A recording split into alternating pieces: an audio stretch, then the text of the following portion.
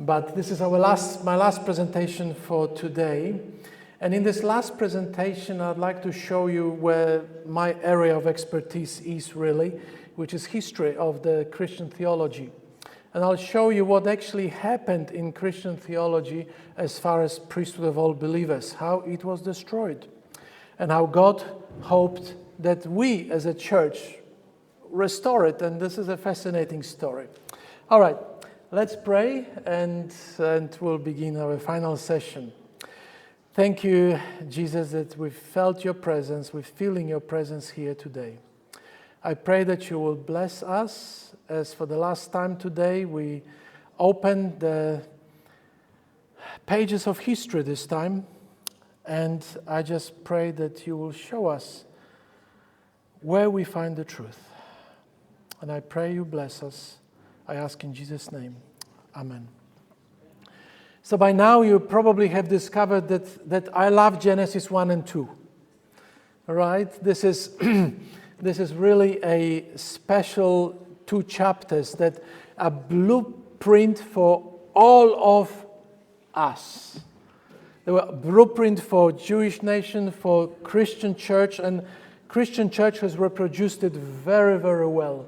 And they are blueprint for us Seventh-day Adventists.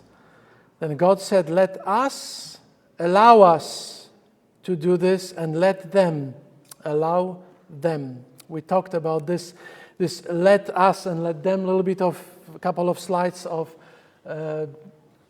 going back, review. Us creates them. So we've got Garden of Eden, which is the first sanctuary on earth. And it was a blueprint for us today. Then we've got Kingdom of Israel that was supposed to be good. They failed. They brought culture into Israel rather than be transformed by God's culture. That brought pagan culture inside, and it was terrible. Then Christianity came. A new creation, new covenant, new priesthood of all believers. And it's wonderful. What happened really was amazing. When you read the New Testament, it's unbelievable.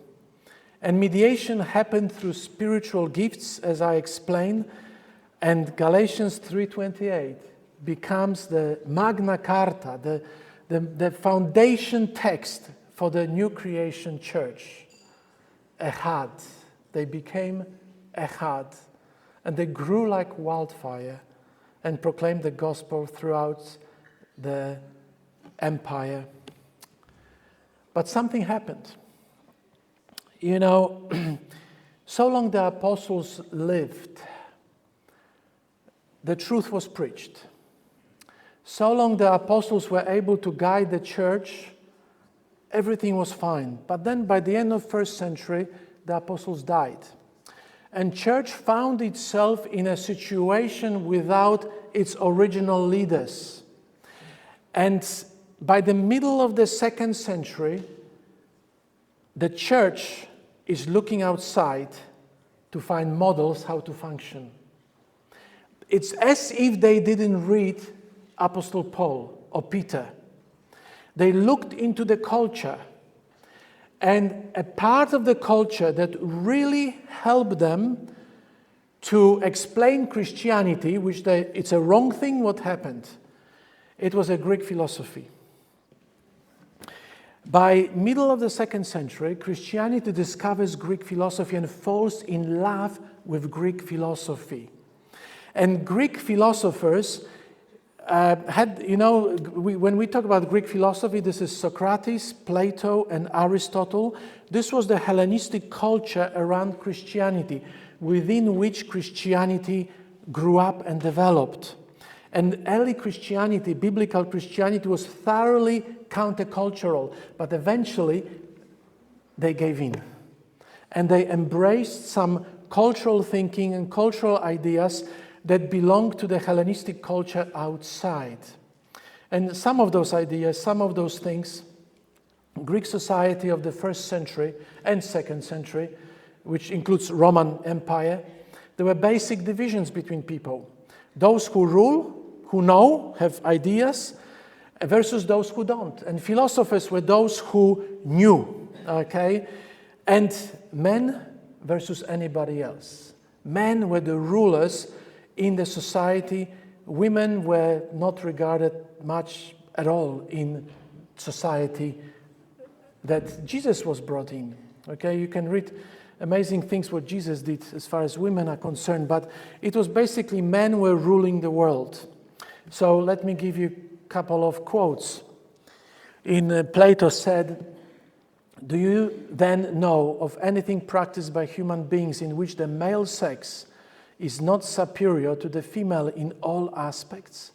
The one sex is truly surpassed in everything by the other." And Aristotle wrote, "Women are deformed males." So it is naturally with the male and female, the one is superior and the other inferior. The one governs, the other is governed. The same rule must necessarily hold good with respect to all mankind.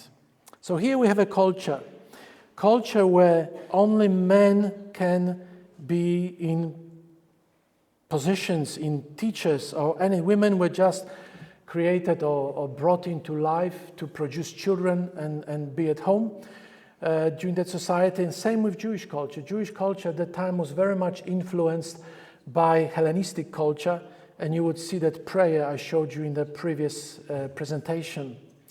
So the church is buying into this kind of thing. The first century church was different. Everyone was able to exercise their spiritual gifts, and we can see even in one passage, or there are several passages, that we find women who function as sun ergos of Apostle Paul and other apostles. Sun ergos means working with. Sun means with, ergos means work. And when somebody was described as sun ergos, there were people who were working with somebody on equal basis. So we have Apostle Paul who had his sunergos like Timothy, like Titus, people who worked with him. And women were named as sunergos. That means women were in gospel ministry according to the New Testament. One proof is found in Philippians chapter 4, where two women, Euodia and Syntyche, are arguing. And Paul is saying, please, help those women not to argue. Help those women not to argue. Because they are my sunergos. They are my co-workers. They work with me together in the gospel. They serve as what we know today as pastors. And there are other evidences throughout New Testament that are very clear in Greek when you can see that there was really the church of Genesis 1 and 2 in many ways. But this began to change. Under this kind of influences of Plato and Aristotle, things began to change because the church bought into the ideas, the Greek ideas that were outside. So, using those Greek ideas as a foundation, the early church of the 2nd and 4th centuries, they elevated leadership, one spiritual gift of leadership, to higher position than the other gifts. They felt that doing this, they will protect the unity of the doctrinal unity. And a bishop becomes an undisputed leader of the congregation. So in the past, during the apostolic time, like say the church of Ephesus, there would be 3 or 4 elders.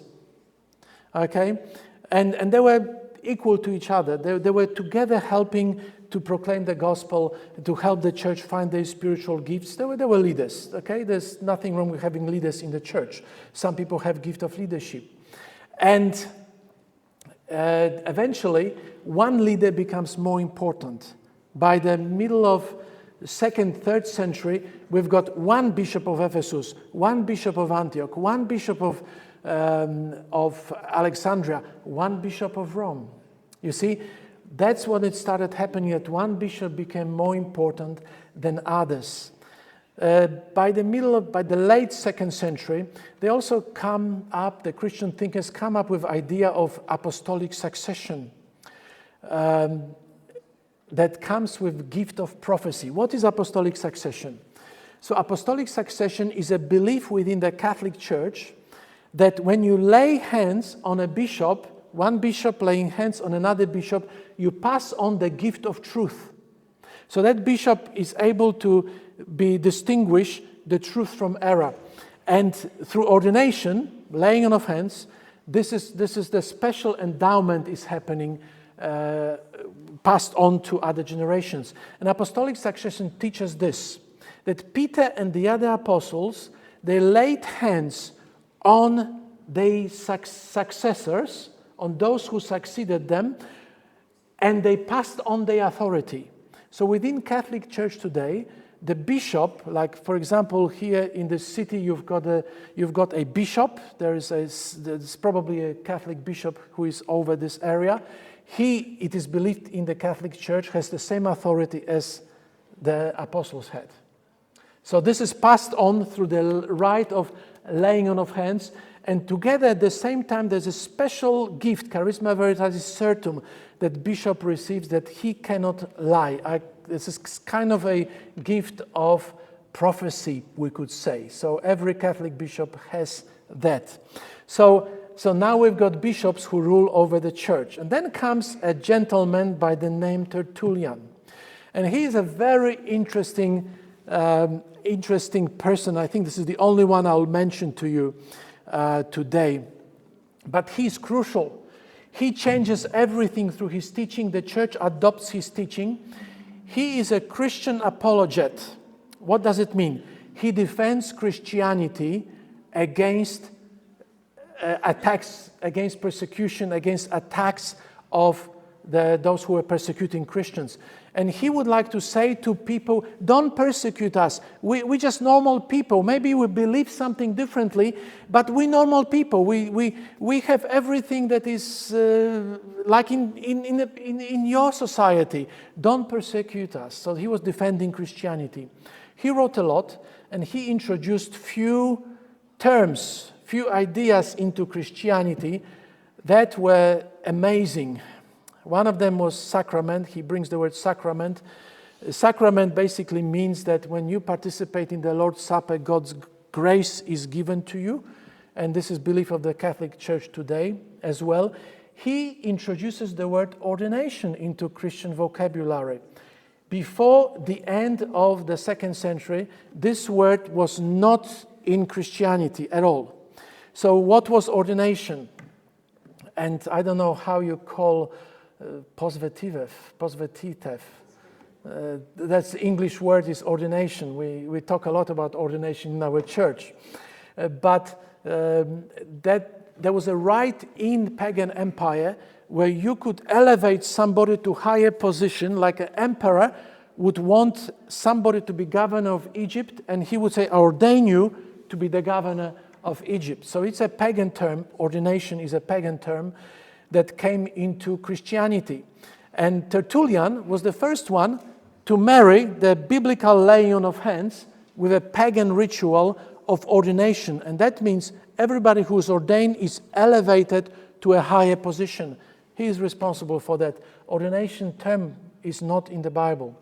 He introduces the word priest. He's the first one to use the word priest for the Christian pastor, and I'll tell you a little bit about it in the next slide. And he introduces the distinction between clergy and laity. There are the word clergy in the Bible. The word is clerikos in Latin. He introduces the distinction. He's the first one to do this. The people who are clergy are more important than laity. Okay, so he does that.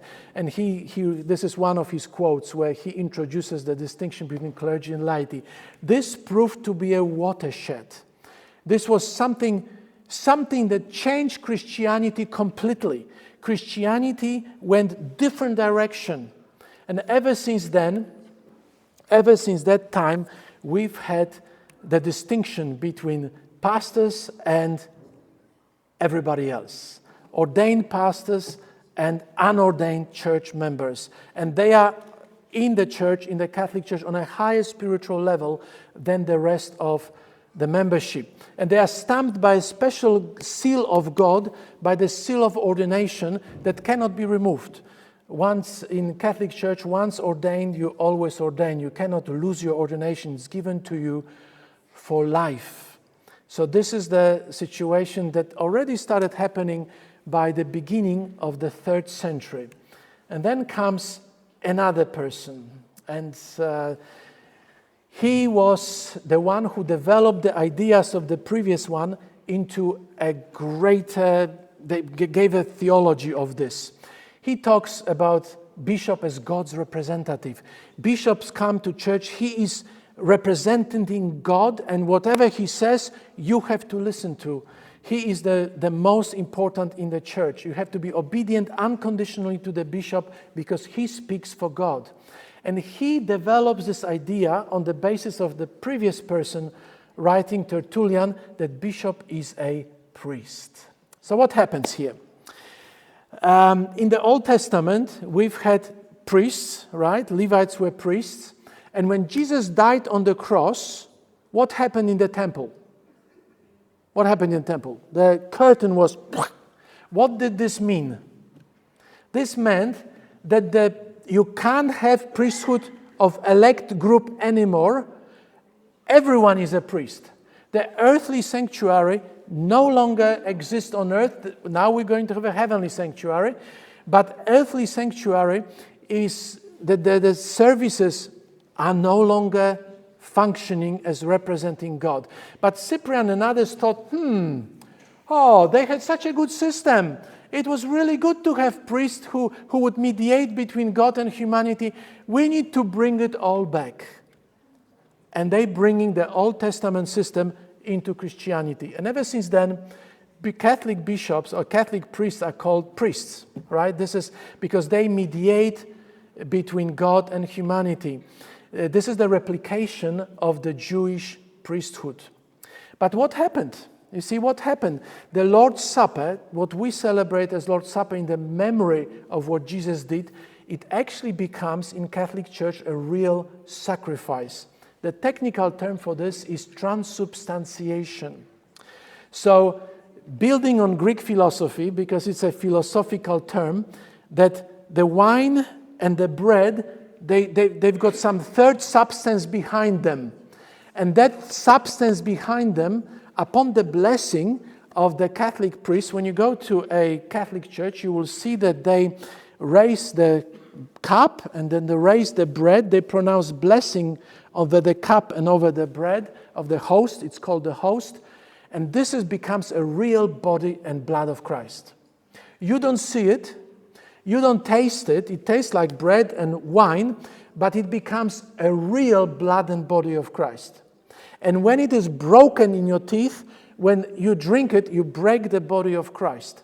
So what it means is that when you participate in the Lord's Supper, Eucharist it's called in a Catholic church, and you know what I mean because this is a Catholic country, Eucharist is a sacrifice.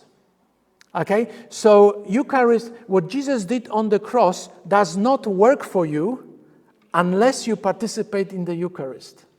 Only when you eat the bread dedicated by the priest, only then Jesus' sacrifice becomes effectual for you. That's why in a Catholic church you have to go to Catholic church and participate in the Lord's Supper in order to receive salvation. Because that's an essential part of it. And only ordained priest, because he has a special gift, he can conduct the Lord's Supper. Because if I would, I don't know, I'm ordained Adventist pastor, but if a regular church, I need this, I suppose. If a regular church member would pronounce a blessing over the bread and wine, nothing would happen.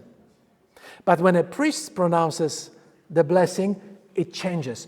It becomes a real body and blood of Christ. And that's why in the Catholic Church they venerate the host. You probably heard this. It's a form of worship. If you go to a Catholic church and you see people who serve in the church walk in front, like they would pass from one side to the other side of the sanctuary, they would turn to the front and they would bow and they would cross themselves.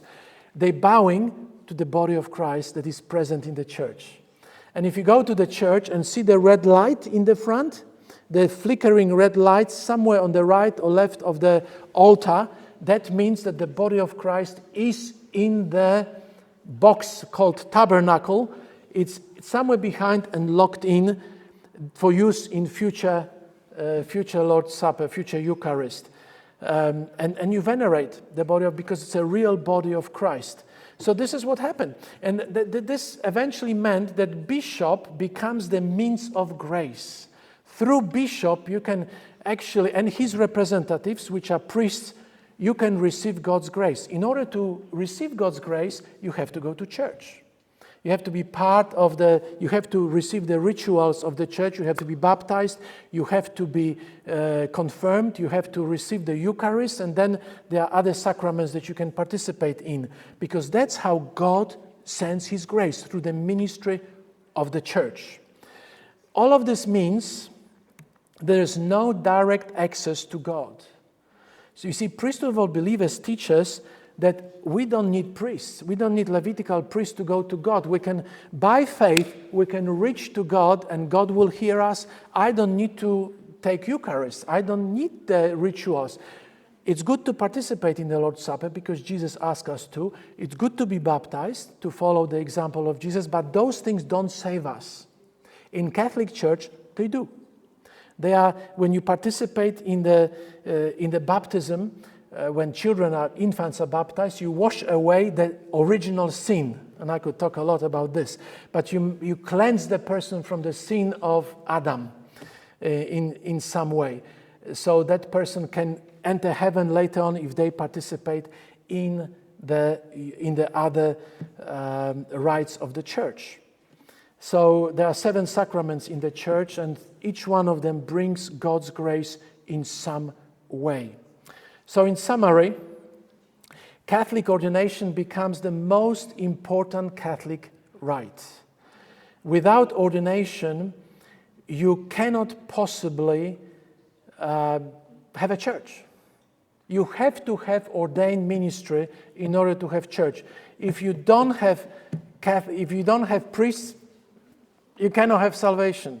So, for example, if you would gather all bishops in one place, and those bishops, because a regular priest in regular church is a representative of bishop. He acts as a vicarius, which is instead of.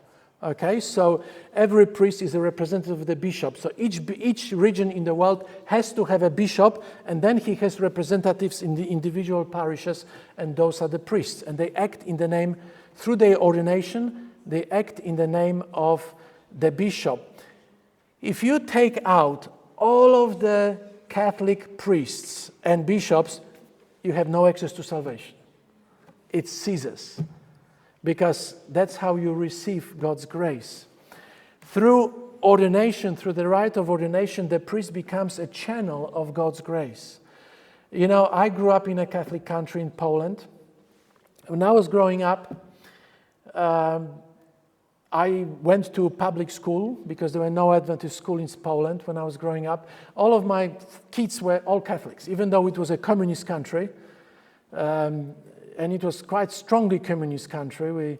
In Poland, we always envied that you had more freedom here. You had Josip Broz Tito, and it was more freedom here than we had in Poland, and it's even worse in Russia. We heard that he was a rebel, kind of against Russia. He was far away. Yeah, Slovenia is almost Italy, right? So, so far away from the thing, but it's also a Catholic country, and you probably understand this if you have Catholic friends. When you tell them about biblical truths, what do they say? I have to go and see the priest. I have to go and see the priest. I have to find out what the priest will tell me, and that's how it is. You know, I have an uncle who became an Adventist through a nasty priest. He was married to my aunt, my little bit distant aunt in Poland when I was a little child, and my grandfather tried to convert him, and he had questions, and he went to the Catholic priest to ask those questions, and first of all, priest was nice to him. Second time, less nice. Third time, priest threw him out the door. Stop asking questions, come to church, and be a good Catholic. And my uncle said, okay, I need to study the Bible. And he became an Adventist, lifelong Adventist. So that's what I think. That's what I'm saying, that in Catholic Church, priestly ministry is absolutely essential. Without it, you can't have access to God. And therefore, there's no more priesthood of all believers. Because priesthood, true priesthood, was given only to a select group of people. Let me just say this. The Catholic Church, in response to the Reformation, which taught priesthood of all believers, they teach in Catholic catechism, everybody is kind of a priest, but there is a special group of priests. So they created two groups of priests. You know, one group, regular believers who don't do usually anything, but just come to church and participate in the rites. But there's a special group of priests who are going to be a channel of God's grace for you. So that's how they explain now. But that gets rid of priesthood of all believers, which means direct access to God and exercising spiritual gifts, as I explained to you. And the interesting thing is, this is developed from the end of 2nd century onwards, that only selected group of men can be priests. Only men can be priests. Why women can't be priests? You see, up until 5th century, there were women who functioned as ministers in the church. And the church slowly destroyed this idea because they bought into the Hellenistic ideas of women and men, how they relate to each other, to the Greek ideas. And the church slowly got rid of women pastors, bit by bit. You know, when the church was underground, up until the early 4th century, anybody could be a leader. Anybody could exercise their spiritual gift of leadership. But when Constantine made the church legal, and the church came up from the underground, they realized in the society only men function, and as officers or leaders, there were no women. So the church squashed slowly the ministry of women bit by conforming to the society, to the societal norms. And we find in history, we've got letters, papal letters from the 4th and 5th century that forbid women in ministry. Okay, that's another presentation I have. They say we should not have any more any kind of women doing the ministry in the church because this is against God's design. They were believing this. Why? Why only men? Okay, this is important, very important thing. I'm going to have a quote from the current Catholic Catechism, and I will explain this to you what it all means. So this is what we find in current Catholic Catechism. By the imposition of hands in ordination and through the words of the ordination, the grace of the Holy Spirit is given, and a sacred seal is impressed in such a way that bishops, in the eminent and visible manner, take the place of Christ himself, teacher, shepherd, and priest, and act as his representatives. So basically what happens is that in Catholic Church, the teaching developed that Jesus is somewhere in heaven. He is not visible. He is somewhere out there. We have to have leaders on earth who replace him. Okay? And replace him as the head of the church. The technical term is in vicarius Christi capitis, in the place of Christ the head. So Christ is replaced by the bishops, by papacy in the church. And that's what they take Christ's place, Christ himself. And therefore, a teaching developed that only men can replace Jesus because Jesus was a man. A woman cannot replace Jesus because she's a woman, okay? If you have a representative of Jesus and a priest pastor is a representative of God, he has to be a man. In Catholic teaching, it is called an iconic argument. And it was developed throughout few centuries why women can't be priests. Because only men, part of this being a priest, you have to look like Jesus, exactly physically. And therefore, they rejected by the 5th, 6th century. We no longer hear about women as pastors in the church because of that particular teaching. The implications were amazing of what happened. The implications were on us and on them. Remember, we started this whole teaching this morning about us and them from Genesis 1:26 to 28. Who is the Godhead? The problems we started having as a Christianity, who is Jesus and who is the Holy Spirit, there were all kinds of heresies, and Christianity buys into Greek philosophy, that Jesus was actually generated.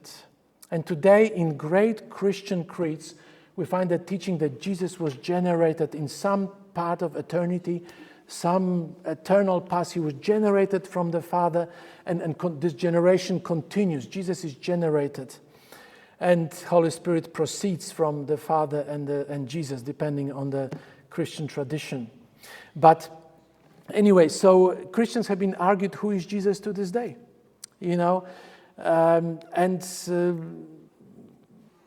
there's a lot of anti-Trinitarian movements in our church today, even in our church today, where people still ask those questions, who is Jesus? It's because the Greek philosophy has clouded our understanding of the Godhead.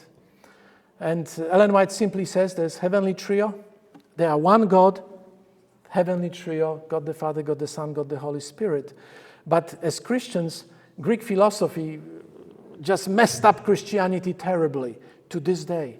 And there are very important theological implications and doctrine of salvation when we do not understand that Christ is fully God. But there were implications on the humanity as well. There was demolition soon after the apostles died, demolition of early Christian equality. When you look at the early Christian church, it's unbelievable what we see, especially when you read Greek text. The equality of men and women and doing ministry together, the church demolishes this. By the 5th century, no longer there is equality. The church becomes a hierarchy.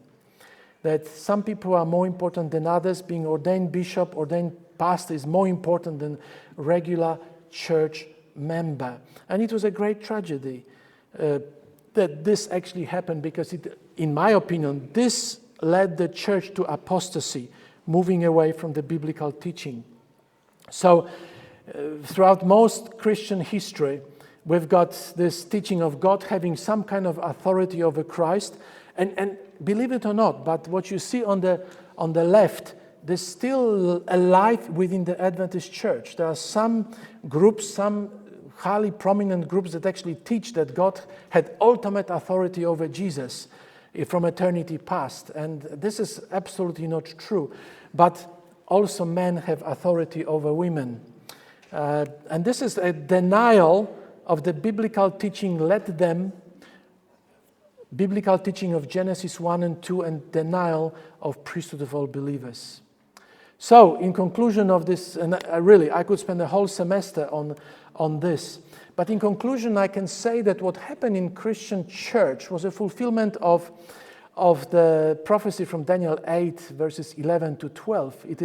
It set itself up to be as great as the command of the army of the Lord. So see the taking place of God on earth. He took away the daily sacrifice from the Lord, and his sanctuary was thrown down. So you can see what happened is when the Catholic Church embraced this idea of priesthood within the church, they basically took the priesthood away from Jesus, from the heavenly sanctuary. Today, every Catholic church is a sanctuary of God with its own priests, with its own sacrifices, and all you need to do is to go to church, and that's how you receive salvation. There's no need for heavenly priest in heavenly sanctuary in heaven, like we Adventists teach, the doctrine of heavenly sanctuary. There's no need for that, because it was all thrown down to earth. And the Catholic Church embraced this kind of teaching through the ordained ministry in the church. So that was a problem. Now, don't get me wrong that I speak against ordination in the church. I speak against wrong understanding of ordination. Because people who are ordained in our church, or who will be ordained, they're the same people as everybody else. They just exercise their gift, spiritual gift, and they are recognized by the community for exercising that gift. But sometimes we do embrace a non-Adventist Catholic understanding of ordination, and that's why we argue a lot within our church, because I believe we argue about Catholic doctrines rather than what we find in the Bible. So, I've got this verse here, okay, that set up itself as a sanctuary on earth rather than what we believe is sanctuary on heaven. So this sanctuary in heaven was basically deleted in Christianity, replaced by a priest in an earthly sanctuary, offering a real sacrifice, real body of Christ. And as a result, Genesis 1 and 2 has been destabilized. In some cases, it was even destroyed. So after the apostles died, the church, Christian church, moved away from Genesis 1 and 2. And it's a tragic story. And I could spend many, many hours telling you what actually happened. So we have a 16th century Reformation. And 16th century Reformation comes with Luther. And Luther taught priesthood of all believers. But in reality, what happened is that many of the things that were in Catholic Church seeped into Protestantism. Why does this happen? Well, how? So let me give you an example of a German Reformation.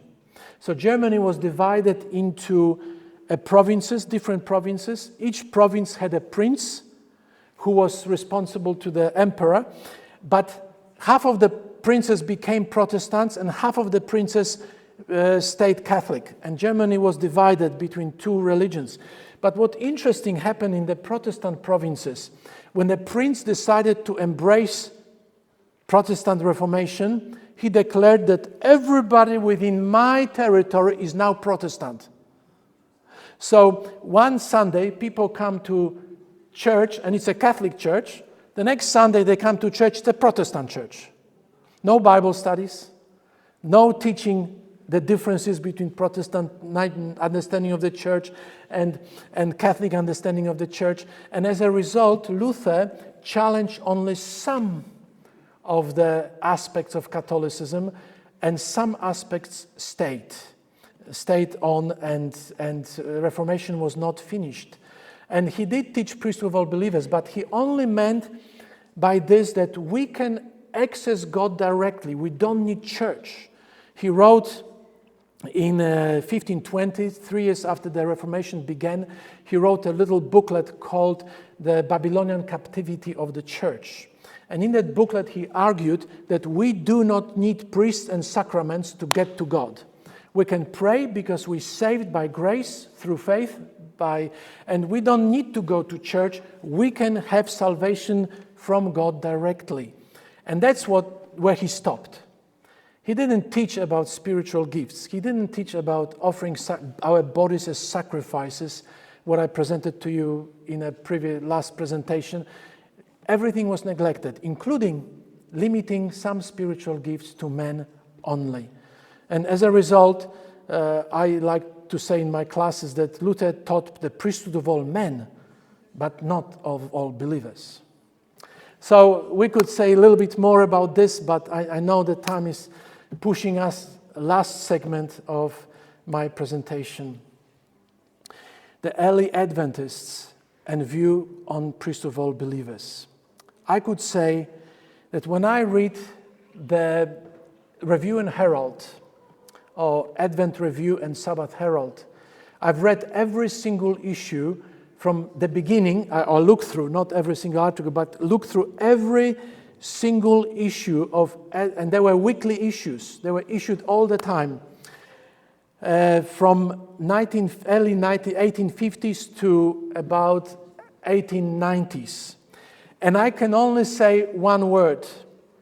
The word was, or the phrase was, all hands on deck. Everyone who has a gift needs to go and exercise the gift.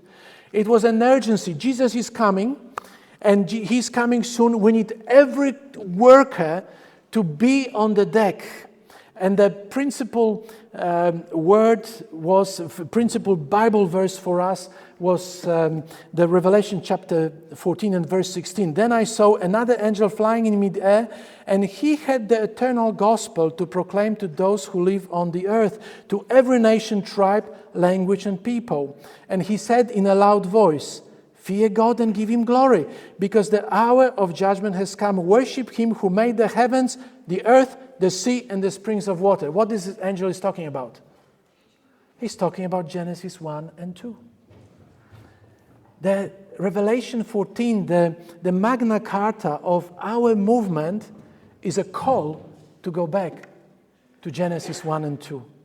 The early Adventist church has embraced that call, and I call it the third Great Commission. So the first Great Commission is Genesis 1, verses 26 to 28. The second Great Commission is Matthew 28. And the third Great Commission is Revelation 14. And that's us Seventh-day Adventists. And when I read the history of the church, when I read those magazines, that Advent Review and Sabbath Herald, I was stunned how they encourage all believers to proclaim, to preach, to evangelize, to be pastors. And we had women pastors, we had women evangelists, we had women church conference presidents, we had women treasurers, women functions on all levels of church administration. And it was not an issue. It was not an issue until as a church we hit the end of 19th century and early 20th century, when we became influenced by the Christian culture. Christian fundamentalist culture that excluded and limited ministry to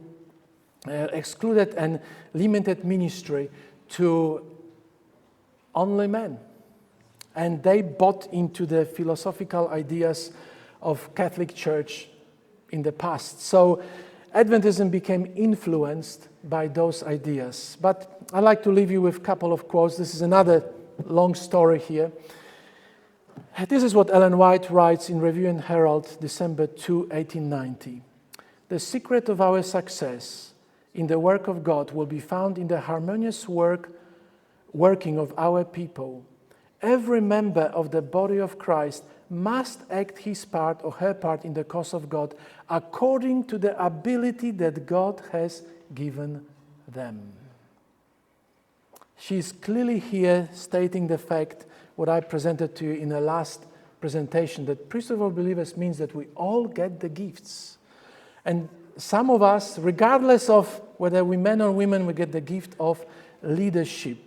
She called us to return to this paradigm that I've showed you. Let us and let them, from Genesis 1 and Genesis 2, that we as a church need to come back to Genesis, to the beginning. That's who we are as Seventh-day Adventist Church, as I showed you last presentation. And she writes this: when a great and decisive work is to be done, God chooses men and women to do this work, and it will be see the loss if talents of both are not combined. So, and here is the third Great Commission that I already mentioned. Worship him who made the heavens, the earth, the sea, and the springs of water. Go back to Genesis 1 and 2. And what is the purpose of all of this? The final purpose of all of this is so that we, with those people who come to know Jesus Christ, will be in heaven with him one day and will be priests with him out there in heaven when there will be no more sin. But we will be priests. Men and women will serve before his throne, praise his graces, and transfer his love to worldwide cosmos around. So, in final conclusion, when I was asked to do a study on priesthood of all believers, I thought I'll just look at Luther, a little bit of Catholic Church, and a little bit of the Bible. Little did I understand that there is so much depth, far more that I can present for you here.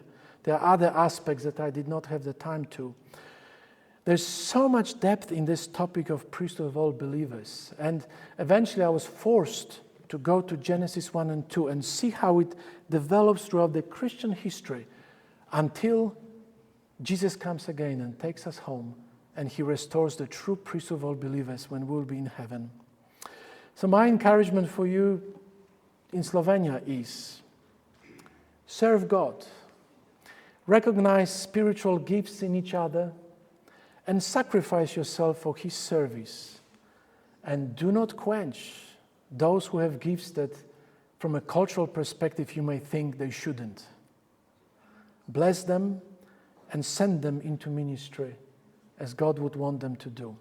Thank you very much.